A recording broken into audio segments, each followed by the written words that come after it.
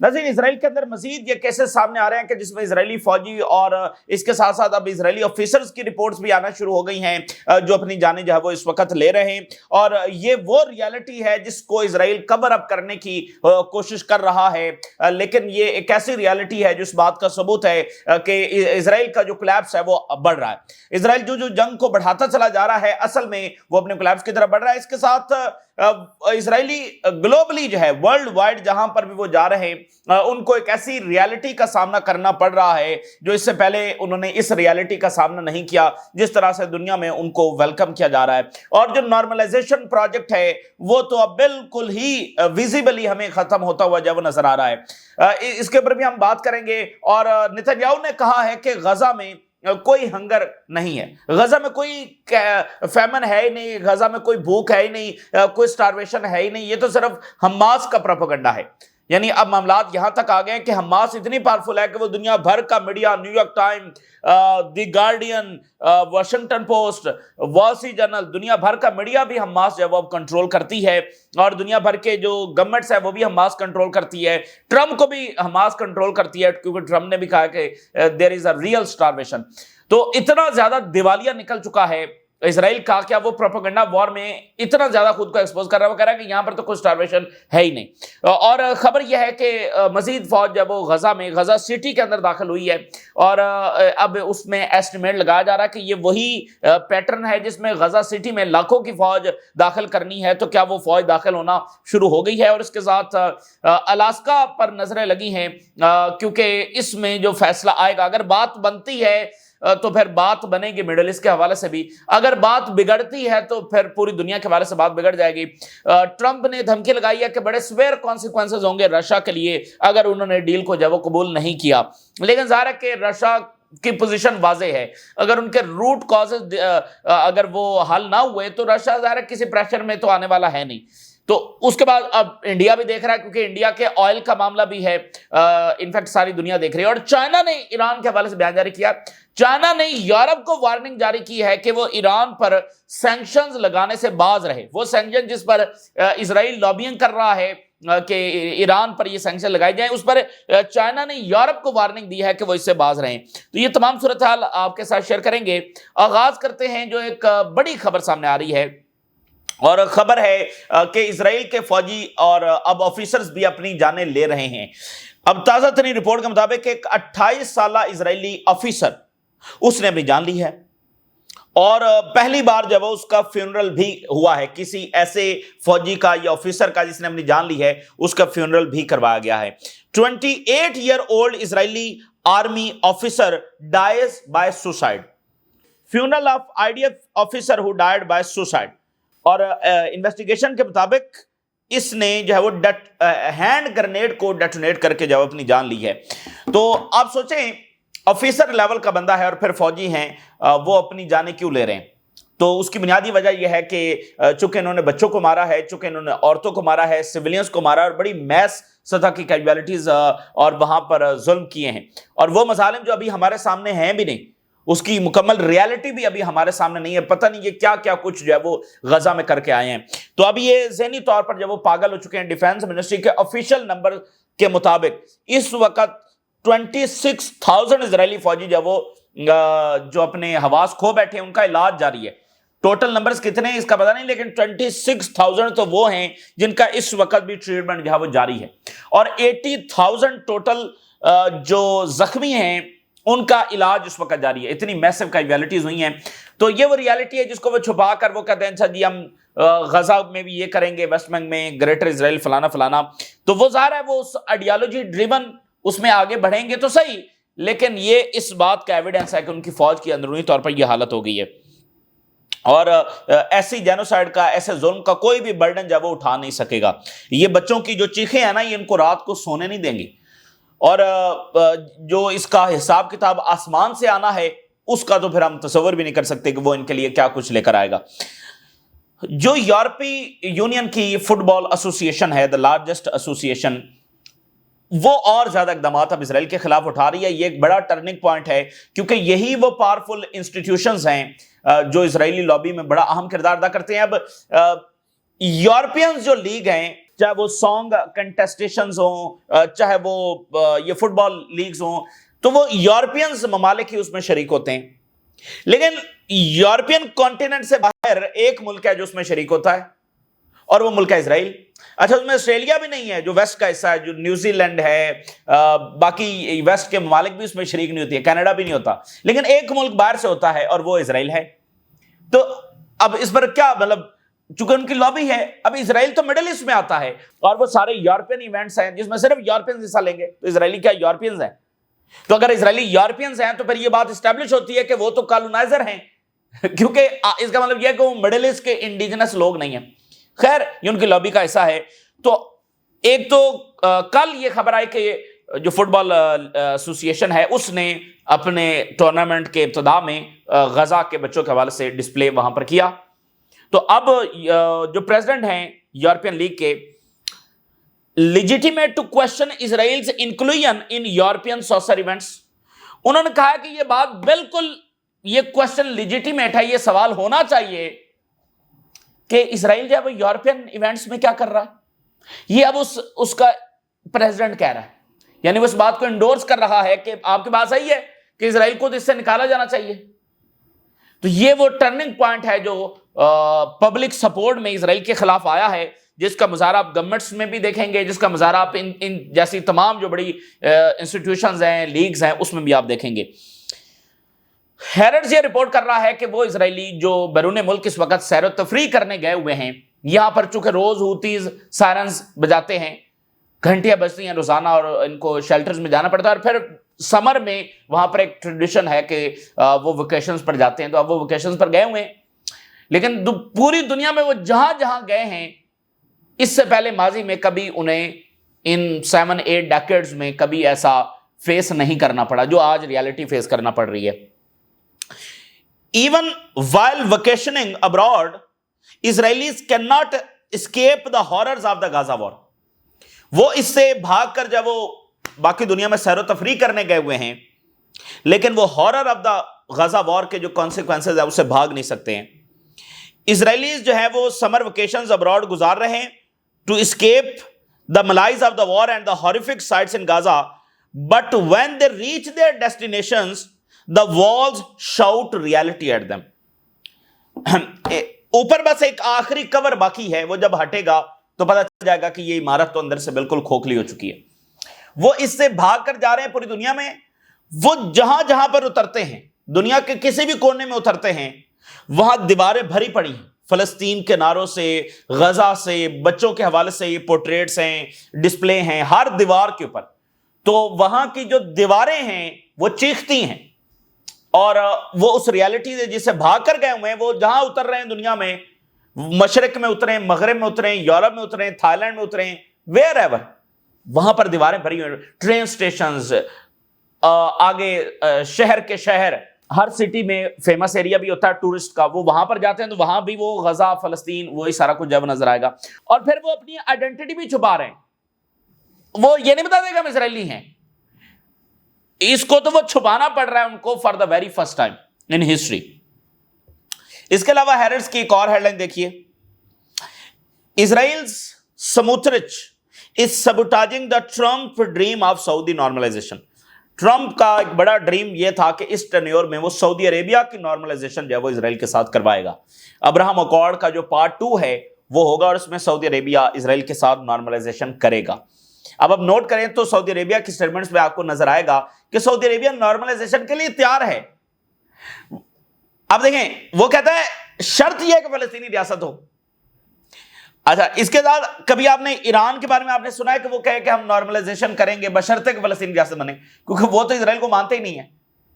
وہ تو اسرائیل، تو سعودی عربیہ ایکسیپٹ کر چکا ہے اسرائیل کو، لیکن چونکہ 7 اکتوبر کے بعد جنگ چھڑ گئی اور جو فارمل ایک اناؤنسمنٹ ہونی تھی وہ نہیں ہوئی، لیکن ان کی پالیسی میں یہ مطلب انہوں نے اس کو ایکسیپٹ کر لیا تھا.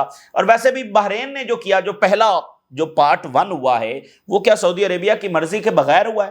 ان کی مرضی کے ساتھ ہی ہوا ہے نا. پہلے انہوں نے باقی ممالک کو الاؤ کیا تاکہ اس کا رزلٹ دیکھا جائے، تو اب انہوں نے دوسرے فیز میں خود کرنا تھا، لیکن 7 اکتوبر کے بعد اب ان کے پاس یہ گنجائش نہیں. اور اب تو اسرائیل کہہ رہا ہے کہ ہم تو سعودی عربیہ کے علاقے لیں گے، جارڈن کے علاقے لیں گے، تو وہ نارملائزیشن تو اور یہ جو سیٹلمنٹ پلان ہے، دیکھیں یہ نارملائزیشن تو چھوڑے نا، اصل بات یہ ہے کہ یہ معاملہ ان کے آپس میں جنگوں کی طرف جا رہا ہے، اور یہ جو عربز ہیں ان کو تو چاہیے تھا کہ اب تک ملٹری ایسکلیشن کر چکے ہوتے، یہ کس چیز کا انتظار کر رہے ہیں؟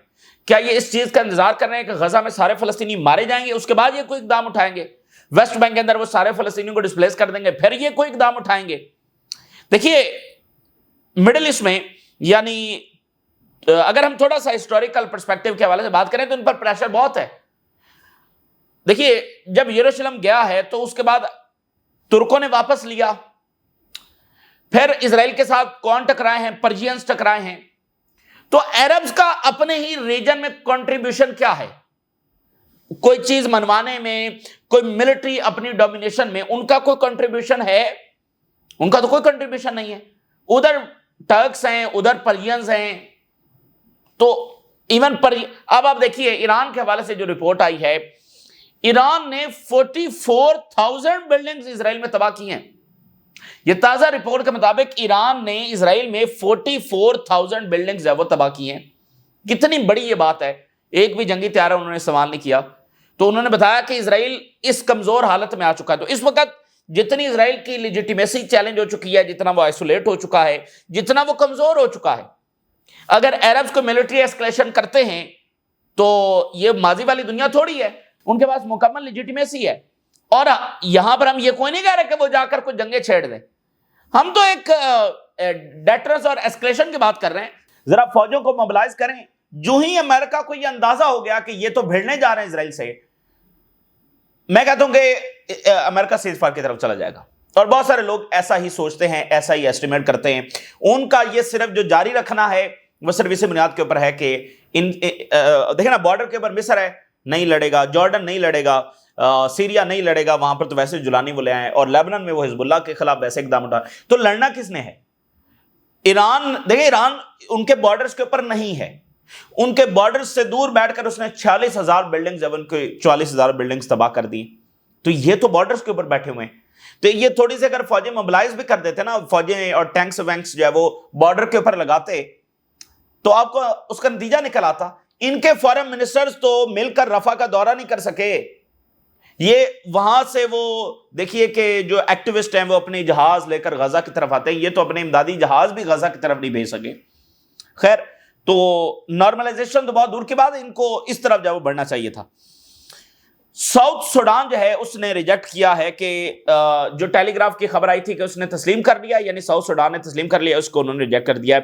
ساؤتھ سوڈان ریجیکٹس اسرائیلی ٹاکس آن غزہ پاپولیشن ٹرانسفر، یعنی وہ کہہ رہے ہیں کہ ہم نے کوئی ابھی ایگری نہیں کیا ہے، کیونکہ ٹیلی گراف نے خبر لگائی تھی کہ سوڈان ایگری کر گیا، ساؤتھ سوڈان، لیکن وہ کریں گے۔ تھامس میسی جو کہ کانگریس مین ہیں، انہوں نے چونکہ امریکہ میں پریشر ہے تو وہ کہہ رہے ہیں کہ instead of accepting the refugees from Gaza, the United States should quit giving munitions to Israel to create refugees۔ بجائے اس کے کہ امریکہ ریفیوجیز کو قبول کرے، کیوں نہ ہم وہ اسلحہ ہی اسرائیل کو دینا بند کر دیں جس کے نتیجے میں اسرائیل ریفیوجیز کریٹ کرتا ہے۔ تو بہرحال وہاں پہ ایک دباؤ۔ فائنینشل ٹائم کی کچھ رپورٹ میں آپ کے سامنے رکھتا ہوں۔ فائنینشل ٹائم یہ کہہ رہا ہے کہ فارمر اسرائیلی امبیسڈر کو کوٹ کرتے ہوئے رپورٹ اس نے جاری کی ہے کہ جو انٹرنیشنل سٹینڈنگ ہے اسرائیل کی وہ کریٹیکل سٹیج کے اندر پہنچ چکی ہے، اور attacks on our legitimacy and governments are unprecedented. Our friends are sending us very negative signals. جو دوست مالک ہیں وہ بڑے نیگیٹو سگنلز بھیج رہے ہیں کہ وہ باز آ جاؤ۔ اور Israelis realise that the isolation now is deeper, broader and more dangerous than ever before. اس وقت جو اسرائیل کی جو آئسولیشن ہے وہ بہت ڈیپر ہے، براڈر ہے اور ڈینجرس ہے، کبھی بھی ایسا نہیں ہوا۔